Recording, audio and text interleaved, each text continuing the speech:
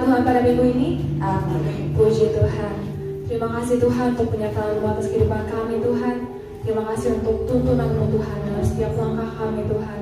Sehingga kami dapat menjalani kehidupan kami dengan penuh damai sejahtera Tuhan. Terima kasih Tuhan karena Kau yang Allah yang baik Tuhan bagi setiap kami Tuhan. Terima kasih Tuhan. Rasanya Tuhan kami mau datang Tuhan untuk berserah Tuhan. Menyerahkan seluruh kehidupan kami Tuhan. Tuhan, Kau yang bertahta Tuhan dalam kehidupan kami semua Tuhan. Kami mau percayakan seluruh kehidupan kami hanya ke dalam tangan-Mu Tuhan. Kita sama-sama berdoa. Bapa-Ku datang dan berserah, Ku nyatakan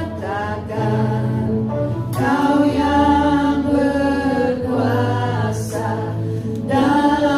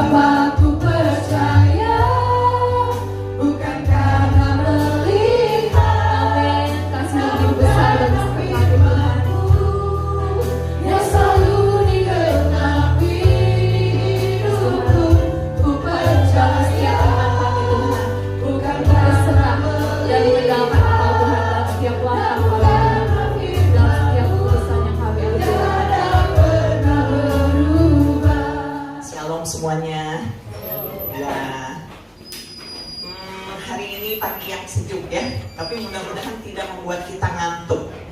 Saudara sudah siapkan hati ya, tentunya untuk datang ibadah saat ini. Kita konsentrasi sama Tuhan, nikmati Tuhan ya. Waktu pujian dinaikkan tadi, pujian itu yang saya ambil berkatnya pada pagi hari ini, bahwa Tuhan tuh gak ninggalin kita loh. Janjinya tuh luar biasa buat kita semua ya. Dan dimana tadi lewat pujiannya, lewat pujian itu pengakuan dari kita ya, bahwa janjinya nggak pernah berubah. Kita tuh percaya Tuhan sungguh-sungguh, karena kita tahu ya Tuhan tuh tidak pernah meninggalkan kita ya. Dia kekuatan kita, Dia yang selalu menopang hidup kita. Amin. Puji nama Tuhan. Pagi hari ini saya mau sharing firman Tuhan tentang membangun kepercayaan. Apa saudara? Membangun kepercayaan. Saudara, jika saudara bekerja di sebuah perusahaan, maka saudara pasti ingin sebuah pencapaian yang baik ya. Prestasi saudara ingin meningkat, karir juga gitu ya. Dan salah satu yang menjadi peran penting dalam pencapaian itu adalah menjadi orang yang dapat dipercaya saudara, sehingga atasan saudara layak mempertahankan saudara sebagai karyawan atau stafnya. Itu dalam perusahaan.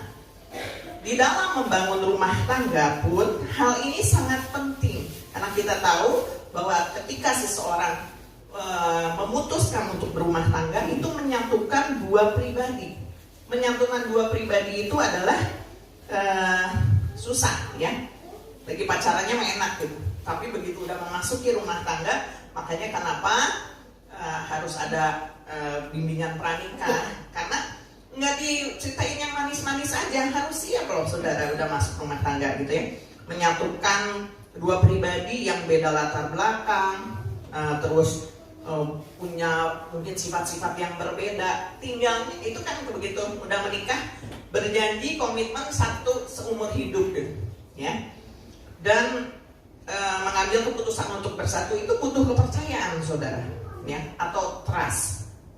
Langsung saudara, dalam kehidupan rohani pun demikian. Sangatlah penting menjadi orang yang dapat dipercaya. Oleh sebab itu, untuk menjadi orang yang dapat dipercaya, kita harus membangun kepercayaan tersebut. Nggak ujuk-ujuk jadi orang yang dapat diandalkan, orang yang dapat dipercaya. Ada prosesnya, betul ya. Harus membangun kepercayaan tersebut. Kalau di dalam kerohanian, bukan hanya tadi ya, membangun kepercayaan itu trust, tetapi lebih kepada membangun iman atau build faith gitu ya. Jadi kita kalau membangun iman itu akan berpengaruh terhadap etos kerja kita sehari-hari. Percaya nggak saudara? Kalau kita membangun iman kepada Tuhan, itu akan mempengaruhi pasti pekerjaan kita sehari-hari ya. Jadi nggak hanya sekedar build trust aja.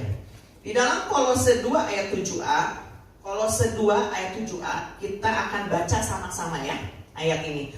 Kolose 2 ayat 7a.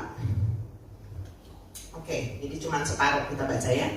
1, 2, 3. Hendaklah kamu berakar di dalam Dia dan dibangun di atas Dia. Hendaklah kamu bertambah teguh dalam iman yang telah diajarkan kepadamu. Stop sampai situ ya. Jadi firman ini mengatakan bahwa kita harus berakar di dalam Tuhan, dibangun di atas Dia, di atas Tuhan, dan hendaklah kamu bertambah teguh di dalam iman kita kepada Tuhan Yesus Kristus. Nah, faktor-faktor yang harus diperhatikan dalam membangun kepercayaan tadi, ya, dalam pekerjaan udah kita mau kalau dalam pekerjaan nggak gitu-gitu aja pekerjaan. Kita nggak hanya sekedar dapat gaji yang gede, tetapi kita tentu ingin dapat penghargaan, pengen jadi orang yang dipercaya. Itu sebetulnya yang harus dicari gitu ya. Di dalam rumah tangga pun gitu, harus terus dibangun kepercayaan. Sehingga antara suami dan istri itu begitu percaya, ada keterbukaan gitu ya, rumah tangga akan kuat. Itu harus dibangun kepercayaan itu ya. Nah, di dalam Tuhan dikatakan yang harus diperhatikan dalam membangun kepercayaan itu adalah, yang pertama adalah kedekatan ya. Kedekatan, atau sering dikatakan intimasi. Jadi lebih kepada keintiman ya, bukan hanya sekedar dekat aja, tetapi intim. Hubungan Tuhan dengan Tuhan tuh harus dibangun, bagaimana cara kita memperlakukan Tuhan dan menempatkan Tuhan. Itu akan menentukan faktor bagaimana kita membangun kepercayaan. Bagaimana kita memperlakukan Tuhan selama ini. Kita percaya kan, tadi Pujian mengatakan aku percaya Tuhan, hatiku percaya walau badai menerjang, walau ya, yang buruk-buruk gitu ya, hatiku tetap percaya Tuhan. Itu kan di mulut gitu. Itu membangun kepercayaannya seperti apa, saudara? Jadi dikatakan bagaimana kita memperlakukan Tuhan dan menempatkan Tuhan, itu yang berpengaruh terhadap membangun kepercayaan. Jadi kita memilih untuk dekat sama Tuhan apapun yang terjadi. Itu ya, memilih, pilihannya kepada kita. Dalam Mazmur 62 ayat 2 dikatakan demikian. Hanya dekat Allah saja aku tenang, daripadanya lah keselamatanku. Daud menyadari bahwa hanya dekat kepada Tuhan aja dirinya tenang. Terus lepas dari masalah, enggak, kita tahu Daud tuh masalahnya banyak. Ya, bukan hanya mau dibunuh Saul, dikejar-kejar Saul, anaknya pun sama ya, karena menginginkan tahta. Tetapi Daud mengatakan hal ini, hanya dekat Allah saja aku tenang, karena dia tahu bahwa dari Tuhanlah keselamatan buat dia, gitu ya. Menyadari kita sesadar-sadarnya bahwa penting dekat dengan Tuhan. Maka kalau kita tahu bahwa penting dekat sama Tuhan, yang perlu disuruh-suruh lagi untuk dekat sama Tuhan, betul? Itu akan otomatis datang sendiri, nggak usah Bapak Ibu gembalanya susah-susah terus ngasih wejangan gitu ya. Tetapi kalau seseorang yang di sininya udah mindsetnya udah diprogram, aku mau milih untuk dekat sama Tuhan, biar bagaimanapun ada masalah ya, menghilang gitu ya. Terus kenapa ada masalah itu?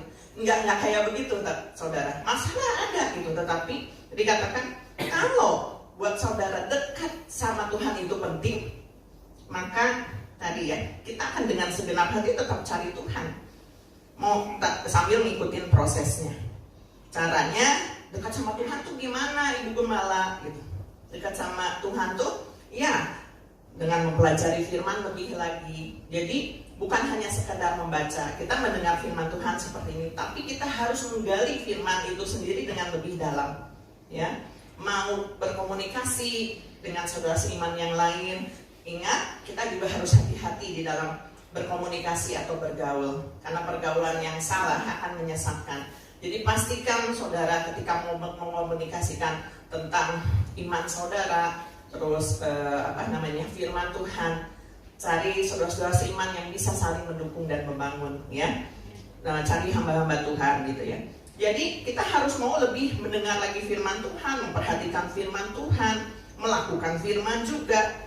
Dilatihnya ya tadi dengan cara ibadah, membaca firman. Jadi begitu saudara, ada kerinduan nih, masalah ada, bikin bete nih, bikin sedih, bikin susah gitu ya.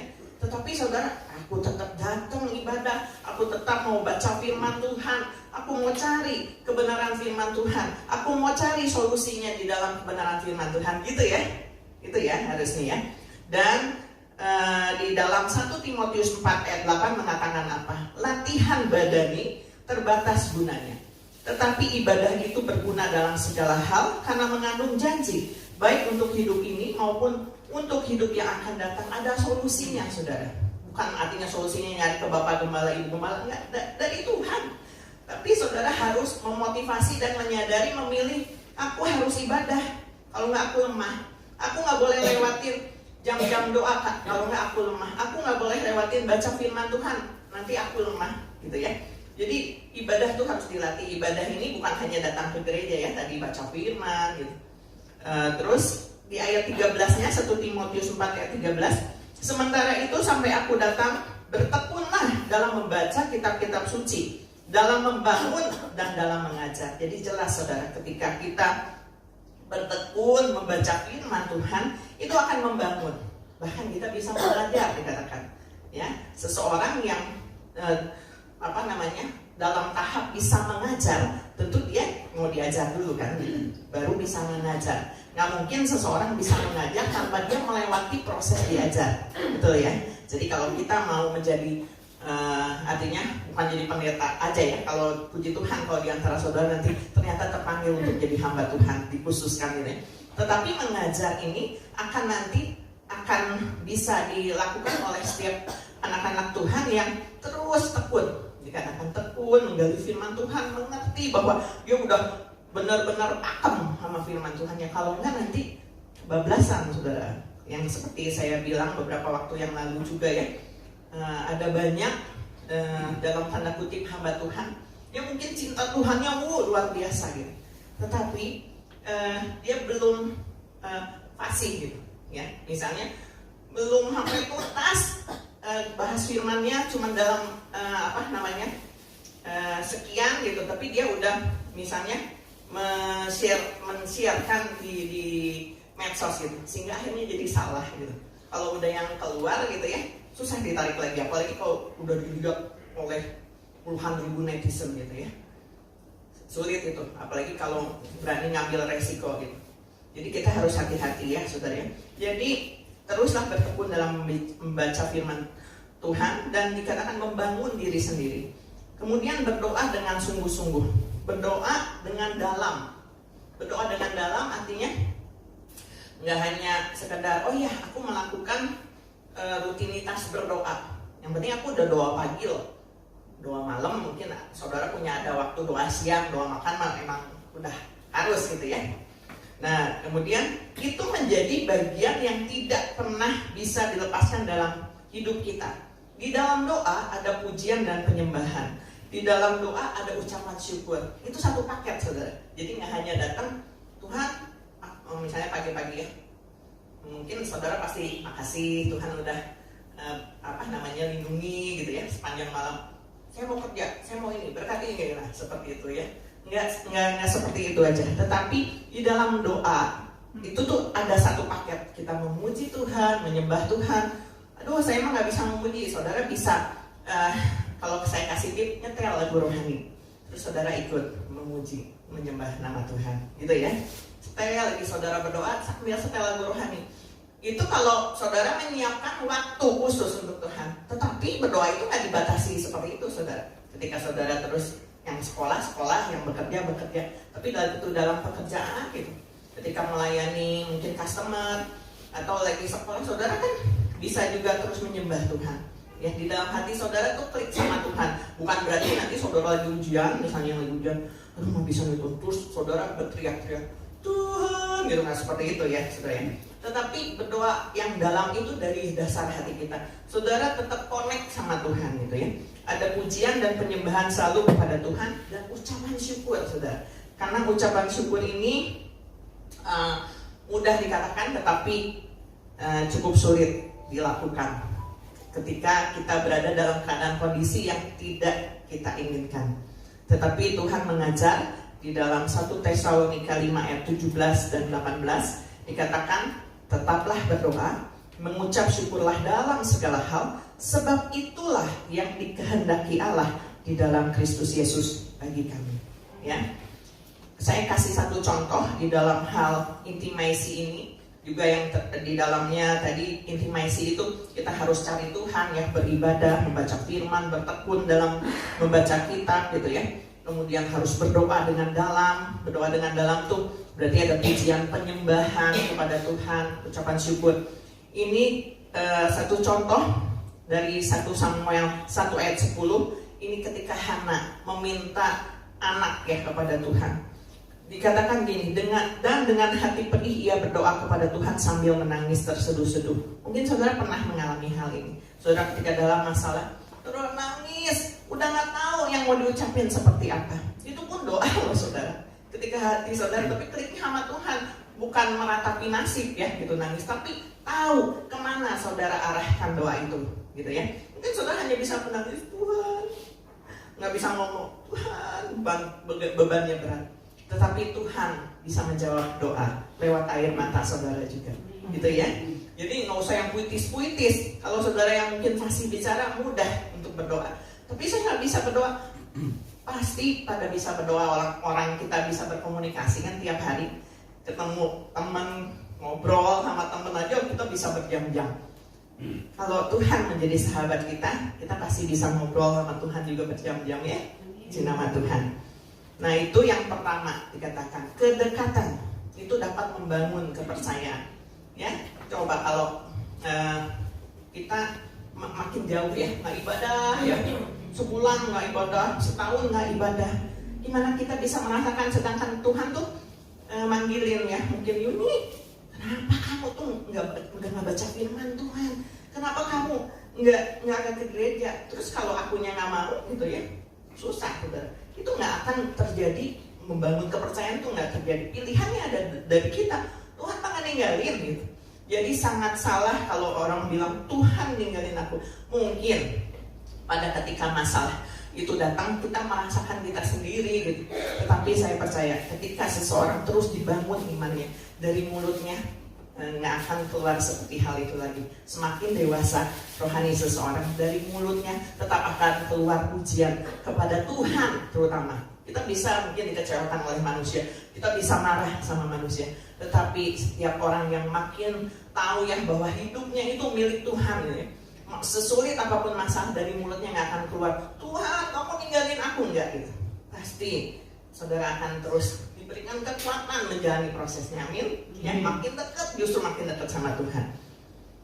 Dan yang kedua adalah integritas atau integrity. Integritas ini satu sikap atau karakter saudara, di mana antara pikiran, perasaan, perbuatan, dan perkataan itu sama, nggak ada bedanya. Ada orang yang perkataan sama hati beda ya, tetapi kalau orang yang berintegritas ini nyambung semua, hati, perkataan, perbuatan, sama pikiran tuh selaras sejalan. Ya, yang termasuk integritas adalah diantaranya, mungkin banyak ya, tetapi saat ini saya hanya berbicara beberapa hal aja karena waktunya. Yang pertama, yang penting menurut saya di integritas adalah kejujuran, saudara. Saya akan men-sharekan beberapa contoh ya dari kejujuran ini. Diambil dari Kejadian 39 ayat 3 dan 4. Ini tentang Yusuf. Ya, jadi integritas, orang yang berintegritas itu seperti apa? Yang pertama jujur. Ayat 3 dan 4. Setelah dilihat oleh tuannya bahwa Yusuf disertai Tuhan dan bahwa Tuhan membuat berhasil segala sesuatu yang dikerjakannya, maka Yusuf mendapat kasih tuannya dan ia boleh melayani dia. Kepada Yusuf diberikannya kuasa atas rumahnya dan segala miliknya diserahkannya pada kekuasaan Yusuf. Lihat saudara ya, Yusuf ada di dalam buangan, dia jadi budak. Tetapi ketika dia dipercaya untuk bekerja di rumah seseorang yang kaya, dikatakan dia melakukan tugasnya dengan baik dan jujur, saudara. Sampai dipercayakan, dikasih kuasa. Itu kalau nggak dipercaya, nggak mungkin, saudara. Ya, berarti Yusuf ini luar biasa jujurnya. Bagaimana jika saudara diberikan kesempatan yang sama seperti Yusuf? Apa yang saudara lakukan? Di dalam ayat 9, bahkan di rumah ini ia tidak lebih besar kuasanya daripadaku, dan tiada yang tidak diserahkannya kepadaku selain daripada engkau. Ini ketika Yusuf diperhadapkan dengan istrinya Potifar yang mau mengganggu. Mungkin Yusuf ini kasep ya, cakep gitu, udah rajin, cakep, terpesona nih istrinya Potifar, istri loh gitu ya. Terus ada suaminya gitu ya, itu majikannya ya. Nah terus, sebab kau istrinya, bagaimanakah mungkin aku melakukan kejahatan yang besar ini dan berbuat dosa terhadap Allah, gitu ya. Tapi Yusuf tidak menggunakan kesempatan itu, ya. Berkat integritasnya Yusuf dipercaya tuannya untuk mengurus rumah dan asetnya.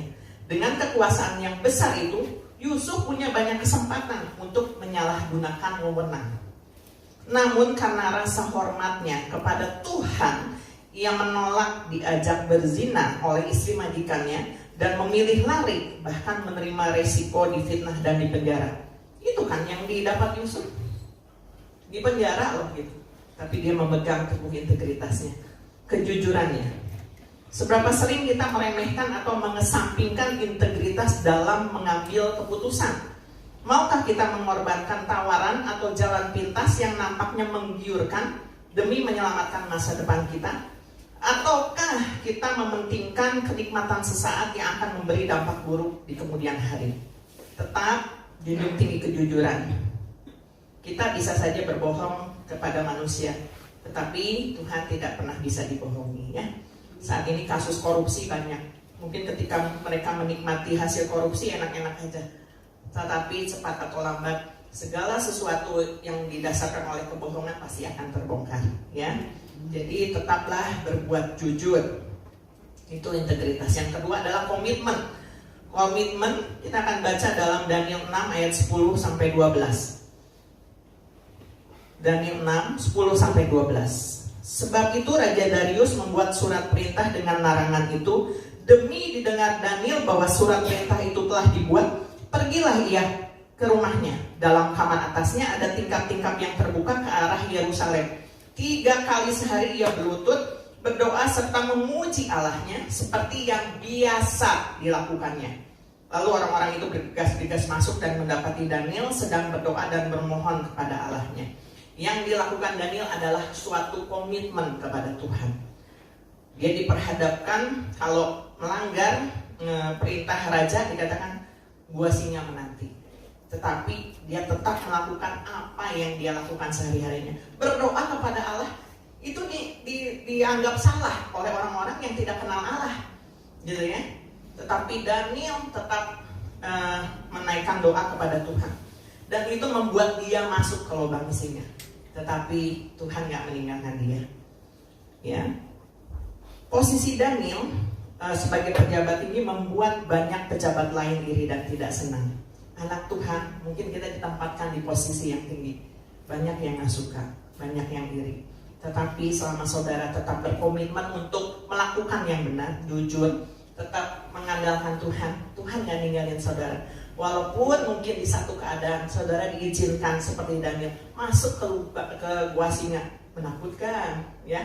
Mungkin kita ditinggalin sama orang-orang yang dihasut, gitu. Jangan mau dekat-dekat sama dia, ya. Tapi sama kita berlaku benar, maksudnya berlaku benar sesuai firman Tuhan, ya. Ngandelin Tuhan, bukan kebenaran diri sendiri. Jujur gitu, komitmen untuk terus melakukan firman Tuhan. Saudara jangan takut, Tuhan pasti membela saudara, ya. Puji nama Tuhan. Ya, itu adalah sosok Daniel yang memiliki integritas, teguh memegang komitmennya di dalam doa dan memutuskan untuk tidak menyembah berhala, ya. Demikian juga kita harus kalau mau membangun kepercayaan, saudara harus pastikan bahwa satu-satunya Tuhan yang patut disembah adalah Tuhan Yesus, ya. Menempatkan Tuhan di posisi yang layak, menempatkan Tuhan di posisi yang terbaik, memperlakukan Tuhan sebagaimana Dia sebagai Tuhan, gitu ya. Nah, yang ketiga adalah tanggung jawab, saudara. Ini berhubungan dengan integritas. Jadi seorang yang berintegritas, selain dia jujur, berkomitmen, dia juga punya tanggung jawab. Di dalam Habakuk 3 ayat 17 sampai 19, Habakuk 3 ayat 17 sampai 19. Sekalipun pohon ara tidak berbuah, pohon anggur tidak berbuah, hasil pohon zaitun mengecewakan, sekalipun ladang-ladang tidak menghasilkan bahan makanan, kambing domba terhalau dari kurungan, dan tidak ada lembu sapi dalam kandang, namun aku akan bersorak-sorai di dalam Tuhan, beria-ria di dalam Allah yang menyelamatkan aku. Allah Tuhanku itu kekuatanku, yang membuat kakiku seperti kaki rusa, yang membiarkan aku berjejak di bukit-bukitku. Habakuk ini dikenal sebagai nabi yang memiliki integritas dalam kepemimpinan. Situasi sulit dihadapi, ya, ada penindasan, ketidakadilan, kekerasan, tetapi itu tidak membuat ia meninggalkan Tuhan. Habakuk tetap berharap dan percaya bahwa Tuhan akan menegakkan keadilan atas orang benar. Saudara, ketika saudara diperhadapkan posisi sulit, firman Tuhan pagi hari ini kayaknya nggak ada enak-enaknya, ya. Yang saya hadapi tadi diusung lah, di pembuangan, di penjara. Itu contoh-contoh yang harus, maksudnya kita waspada di dalam dunia sekarang ini. Nggak nikmatin yang enak-enak aja, saudara, ya. Ada pujian, walaupun dikatakan yang kita hadapi nggak baik-baik saja, tetapi ku mau tetap bersyukur, kan ada pujian demikian, ya. Jadi nggak semua berjalan baik loh, gitu, ya. Nggak semua berjalan sesuai maunya kita, gitu ya. Tapi kita nggak boleh pundungan sama Tuhan. Tuhan mah nggak ngabulin permohonan aku, mundung gitu, enggak ya, jangan. Tetapi pagi hari ini sharing firman Tuhan tentang membangun kepercayaan itu biar kita bisa ambil berkatnya atau hikmatnya, ya. Bahwa untuk membangun kepercayaan kita harus dekat sama Tuhan, itu pilihan, saudara. Dan harus membangun juga integritas. Ya, integritas tadi di dalamnya adalah kejujuran, komitmen dan tanggung jawab, gitu ya. Walaupun sulit, tetap jalankan tugas dan tanggung jawab, nggak boleh lari. Saudara mungkin saat ini dipercaya sama Tuhan di dalam satu pekerjaan, ya. Sulit mungkin dalam pekerjaan itu, tetapi jangan lari dari tanggung jawab, ya. Tapi tetap panduannya adalah real firman Tuhan. Ya, katakan salah kalau itu salah, kalau memang tidak sesuai dengan firman Tuhan. Jangan ikuti yang salah, gitu. Lakukan yang benar di tengah lingkungan saudara, dan saudara harus bisa mengambil putusan atau tindakan. Kalau ini nggak benar sesuai dengan firman Tuhan, tinggalkan. Termasuk pergaulan saudara. Ya, puji nama Tuhan. Biarlah kita mau memelihara kejujuran, komitmen, tanggung jawab. Nah, itu adalah orang yang memiliki integritas. Dia akan menjadi orang yang juga konsisten dalam melakukan, setia. Ya, orang konsisten terus setia melakukannya. Ya, punya kedisiplinan dan juga punya ketaatan untuk mematuhi firman Tuhan. Punya hati yang tulus juga kepada Tuhan. Saudara mau? Ngantuk nih, mau nggak? Susah nih, nggak usah repot-repot juga. Yang penting mah hidup bener aja, gitu ya. Nggak ngelakuin yang salah, oke, it's okay. Tetapi harus dibangun, saudara. Ya. Dulu saya mungkin sampai saat ini pun suka ini ya, kalau misalnya dihadapi masalah suka gini, biarkanlah mengalir seperti air juga mengalir. Tetapi saudara, kita jangan terbawa arus yang mengalir seperti air gitu ya. Tetapi nggak boleh terbawa arus gitu. Tapi kita harus pastikan fokus kita ini sama Tuhan gitu ya. Jangan nanti dibawanya kemana, ini maunya Tuhan padahal salah gitu. Enggak, saudara harus connect sama Tuhan. Ya harus cari Tuhan gitu supaya saudara tahu jawabannya dan tahu solusinya, ya. Terus mau bayar harga untuk menyenangkan Tuhan. Semua yang tadi dilakukan itu butuh bayar harga, saudara. Kalau saudara tidak mau bayar harga, contohnya ke dalam ibadah aja gitu ya. Ini hal-hal yang sederhana. Ya, ketika saudara nggak mau bayar harga untuk datang ibadah, saudara akan kehilangan satu berkat satu hari gitu. Nggak dengerin firman Tuhan. Oke, bisa lewat online. Oke, tapi rasanya beda loh saudara, ketemu gini. Ya. Nah terus udah gitu doa. Saudara melewatkan, saudara yang rugi gitu saudara. Banyak hal gitu ya. Itu harus mau bayar harga saudara. Juga bekerja bukan hanya karena upah. Banyak orang yang bekerja pasti yang dilihat ini berapa gajinya gitu, pengen tinggi. Tetapi ada orang yang berani mengambil gini, bukan hanya ngelihat gajinya, tetapi saya mau ada pengalamannya. Ada yang seperti itu. Nanti Tuhan lihat gitu ya. Bahkan bosnya juga bisa melihat tadi. Kalau seseorang menjadi orang yang bisa diandalkan, nggak usah ngomong saudara. Nanti juga prestasi akan mengikuti, betul ya, gitu ya. Nanti Tuhan akan tempatkan dia di posisi-posisi yang terbaik, saudara. Begitu juga dalam pelayanan. Jangan pandang pelayanan itu diukur dengan uang. Banyak sekarang juga yang melayani, berapa PK-nya, gitu ya. Atau ada hamba Tuhan dipanggil gitu ya, berapa PK-nya, gitu ya. Istilahnya PK, padahal nggak digaji-gajinya dari Tuhan, gitu ya. Tetapi jangan bicara soal itu ya. Harus mau bayar harga, amin. Saudara mau bayar harga ya, tapi puji Tuhan di sini luar biasa jemaat Kalvari yang sederhana ini. Kalau nanti GBS Kalvari ini menjadi besar, tetaplah menjadi orang-orang yang mau bekerja buat Tuhan. Ya, amin, semangat. Saya kalau misalnya jemaat semangat, sebenarnya juga jadi ikut semangat loh. Ada perasaan gimana gitu di sini ya. Jadi ikut menggebu-gebu. Ya, kita boleh saling terus membangun. Terima kasih ya untuk dukungan Bapak Ibu, saudara-saudari selama ini. Luar biasa ya. Tetap doakan kami juga. Orang Kristen yang punya integritas mampu bersuka cita di dalam Tuhan meski situasinya sedang tidak baik atau ditimpa kesukaran. Ya, walaupun kita mungkin dicurangi dalam pekerjaan, menghadapi masalah dalam pernikahan, atau mungkin memimpin orang lain yang tidak menyukai kita. Oke, kita harus tetap setia dan percaya dan mengandalkan Tuhan ya. Jangan meragukan kuasanya dan jangan meninggalkan iman kita. Di dalam Yudas 1 ayat 20 dan 21 dikatakan, akan tetapi kamu saudara-saudaraku yang kekasih, bangunlah dirimu sendiri di atas dasar imanmu yang paling suci. Saudara udah punya iman sama, aku percaya sama Tuhan, tapi harus dibangun saudara. Dan berdoalah dalam Roh Kudus. Terus berdoa sama Tuhan supaya iman kita nggak gugur ya. Peliharalah dirimu demikian dalam kasih Allah sambil menantikan rahmat Tuhan kita Yesus Kristus untuk hidup yang kekal. Keputusan ada di tangan saudara. Terus bangun kepercayaan kita pada Tuhan. Jadilah orang yang dapat diandalkan dan dipercaya. Sebagai ayat terakhir di dalam Amsal 28 ayat 20a. Luar biasa saudara. Walaupun kalau tanpa membaca ayat ini pun pokoknya kalau kita cinta sama Tuhan nggak ada embel-embelnya gitu ya. Tetapi ini saya harus bacakan. Ini firman Tuhan loh dan pasti terjadi ya. Dikatakan orang yang dapat dipercaya mendapat banyak berkat. Amin. Kalau udah luar berkat, wih gitu luar biasa. Tetapi jangan hanya berkatnya aja, tetapi saudara harus mau bayar harga dikatakan ya melalui prosesnya. Puji nama Tuhan. Firman Tuhan tidak saya panjangkan pada pagi hari ini. Sebentar kita juga akan melakukan perjamuan kudus. Biar kita minta kepada Tuhan supaya Tuhan senantiasa menguduskan setiap kehidupan kita dari dosa-dosa yang mungkin kita lakukan tiap hari tanpa disengaja.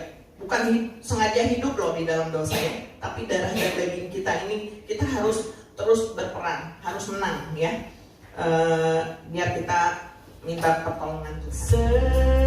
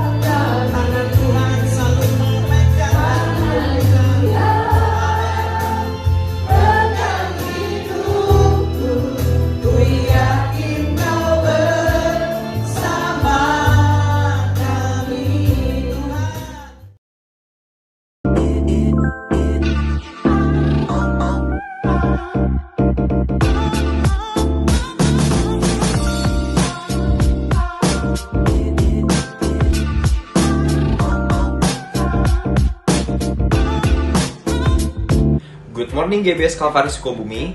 Welcome home. Selamat datang di ibadah GBS Calvary Sukabumi. Senang sekali bisa bertemu dan berfellowship dengan Anda sekalian. Bagi Anda yang baru pertama kali hadir di ibadah GBS Calvary Sukabumi, welcome. Kami senang sekali Anda dapat hadir beribadah bersama kami and be part of our family. Tadi kita sudah mendengarkan firman Tuhan. Biarlah setiap firman-Nya bisa bertumbuh, berakar kuat, berbuah lebat, dan menjadi penopang bagi seluruh kehidupan kita. Setiap hari Rabu, kita ada doa puasa jam 5 sore di GBS Calvary Sukabumi. Jangan sampai lewatkan doa puasa ini agar kita bisa terus menjadi penopang bagi gereja GBS Calvary Sukabumi. Lalu, hari Kamis minggu depan, kita akan ada ibadah kenaikan Tuhan Yesus Kristus jam 6 sore di GBS Calvary Sukabumi. Jangan lewatkan momen berharga ini di mana Tuhan Yesus Kristus Sang Juru Selamat bangkit dari kematian dan naik ke surga. So, jangan lupa hadir di ibadah ini dan hadir tepat waktu ya. Untuk para kamonita, hari Jumat minggu depan kita akan ada Calvary Woman jam 5 sore di GBS Calvary Sukabumi. Yuk mari berkumpul untuk menjadi wanita yang teguh dalam Tuhan. Untuk Jumat malamnya, kita akan ada tayangan Midweek Worship di YouTube channel GBS Calvary jam 8 malam. Don't forget to subscribe dan nyalain notifikasi YouTube channel GBS Calvary agar Anda tidak ketinggalan setiap tayangan program dari gereja kami. Untuk anak youth, hari Sabtu depan kita akan ada Calvary Youth jam 5 sore di GBS Calvary Sukabumi. Mari terus menjadi anak muda yang penuh semangat dalam memuji dan membesarkan nama Tuhan Yesus Kristus. Setiap hari Minggu kita akan ada ibadah raya jam 8 pagi di GBS Calvary Sukabumi lantai 1 dan lantai 2. Dan untuk Calvary Kids di lantai 3. So, don't miss it up and I see you guys there. And for the next info.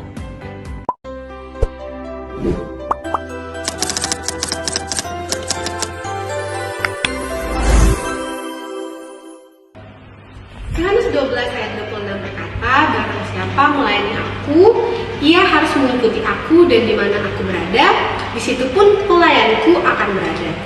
Barang siapa melayani aku, ia akan dihormati Bapa.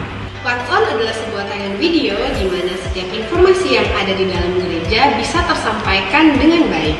Dan setiap host di dalam video What's On yang Anda lihat setiap minggunya merupakan salah satu bentuk contoh dalam melayani Tuhan. So, bagi Anda yang tertarik ingin join dan belajar untuk melayani Tuhan dalam bidang host What's On, Anda bisa langsung kontak Instagram @GBS Calvary Sukabumi ya. God bless you!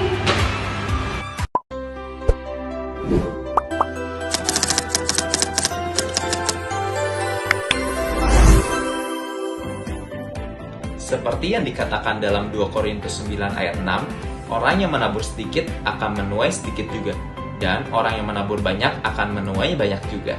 Bukan tentang seberapa besar pemberian itu, melainkan seberapa besar hati yang memberikannya. Bagi Anda yang ingin memberikan persembahan atau persepuluhan untuk Tuhan melalui gereja GBS Calvary Sukabumi, Anda dapat scan QR berikut.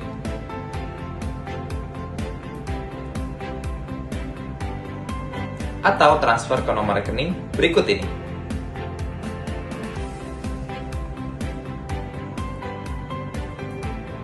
Atau dapat memberikan secara langsung melalui kantung persembahan yang akan diedarkan. Follow Instagram @GBS Calvary Sukabumi untuk mengetahui lebih banyak kegiatan yang ada di gereja kami. Jangan lewatkan kesempatan untuk tumbuh dalam iman dan komunitas. Ingat, bersama Kristus kita lebih kuat. That's all for today. Thank you for watching What's On GBS Calvary Sukabumi this week. Have a blessed Sunday and Jesus bless you.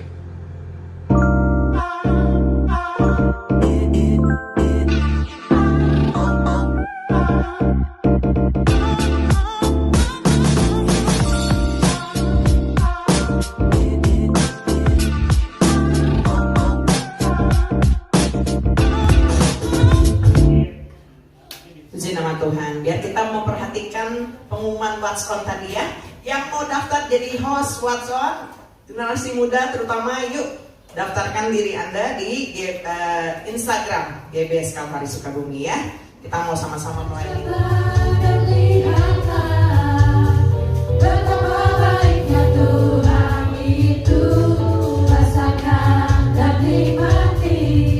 Kasih setia Tuhan.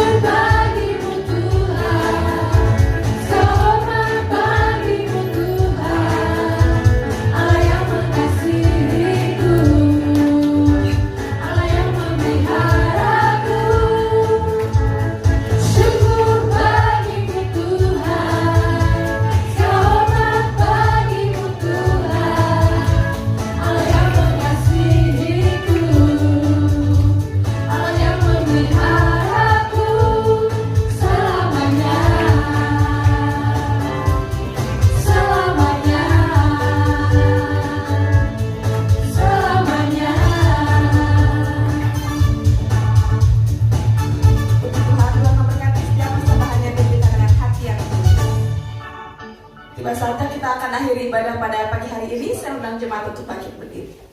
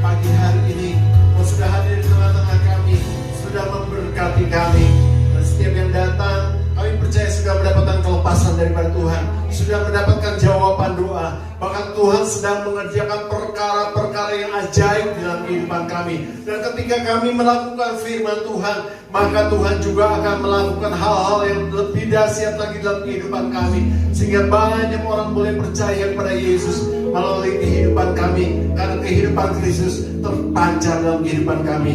Terima kasih Tuhan Yesus, terima kasih untuk lawatan Tuhan pada hari ini, terima kasih buat firman Tuhan, terima kasih untuk kesembuhan yang Tuhan berikan, terima kasih untuk persekutuan dengan tubuh dan darah Yesus pada hari ini. Terima kasih Tuhan Yesus untuk pemulihan yang Tuhan sudah kerjakan dalam kehidupan kami. Terima kasih untuk solusi yang Tuhan sudah berikan untuk masalah-masalah yang sedang kami hadapi. Kami percaya keluar dari tempat ini perkara ajaib, mujizat sedang terjadi dalam kehidupan kami. Terima kasih Bapa. Terpujian nama-Mu Yesus. Kami juga berdoa pada saat ini Tuhan untuk Bapak Abun yang mengucap syukur pada hari ini, pembukaan gerai yang kedua yang dimiliki oleh keluarga Tuhan Yesus. Tuhan akan memberkati apa yang dikerjakan oleh Pak Abun. Kami percaya tempat ini, Giosain, akan diberkati oleh Tuhan, dan banyak pelanggan-pelanggan yang datang. Mereka boleh usaha ini boleh mendapatkan keuntungan buat keluarganya Tuhan Yesus. Dan juga Tuhan, biarlah kami juga berdoa untuk anak-anaknya yang belum pergi ke gereja, supaya mereka juga sekali waktu nanti boleh datang ke tempat ini untuk berbakti bersama-sama dengan kami dan percaya kepada Tuhan Yesus. Terima kasih Bapak, Kau begitu baik dalam kehidupan kami. Kami juga berdoa untuk pada saat ini Tuhan Yesus, untuk bayi yang bersama-sama dengan kami pada saat ini. Tuhan, jamah dengan kuasa biru-biru Tuhan Yesus. Kami percaya sakit apapun juga pada saat ini Tuhan sudah sembuhkan dengan kuasa Tuhan. Dan kami percaya biru-biru Tuhan Yesus sudah menyembuhkan seluruh penyakit bayi ini. Terima kasih Bapak. Kami juga berdoa untuk Bapak Januar yang beberapa hari yang lalu dalam keadaan yang tidak baik. Tetapi kami percaya pada hari ini Pak Januar atau Bapak Ting-Ting ini sudah dijamah oleh kuasa-Mu Tuhan Yesus, sudah mendapatkan kesembuhan daripada Engkau Tuhan Yesus. Terima kasih Bapak. Kami juga teringat untuk Bapak Suli yang dalam sakit Tuhan Yesus, flu dan juga batu empedunya. Tuhan, pada saat ini Engkau akan jamah oleh bilu-bilu Tuhan Yesus. Bapak Suli juga boleh disembuhkan oleh kuasa-Mu Tuhan Yesus, mengalami mujizat dalam hidupnya. Terima kasih Bapak, dan biarlah kami semua boleh mengalami Tuhan di dalam kehidupan kami. Terpuji nama-Mu Yesus dari kekal sampai kekal. Saudaraku, mari kita angkat tangan, kita siap untuk terima berkat Tuhan. Saudaraku, terimalah berkat dari surga. Berkat dari Allah Bapa, Allah Putra, dan Allah Roh Kudus akan memberkati hidup nikahmu, memberkati keluargamu, memberkati pekerjaan dan hasil kerjamu, memberkati kesehatanmu, memberkati studimu mulai pagi hari ini sampai Tuhan Yesus datang kembali. Terima berkat itu di dalam nama Tuhan Yesus Kristus. Dan semua yang percaya sama-sama katakan amin. Tetap angkat tanganmu dan angkat pujian. Tuhan yang besar, yang telah berjanji dan sanggup menggenapi imanku, bersemangat percaya kuasa-Nya.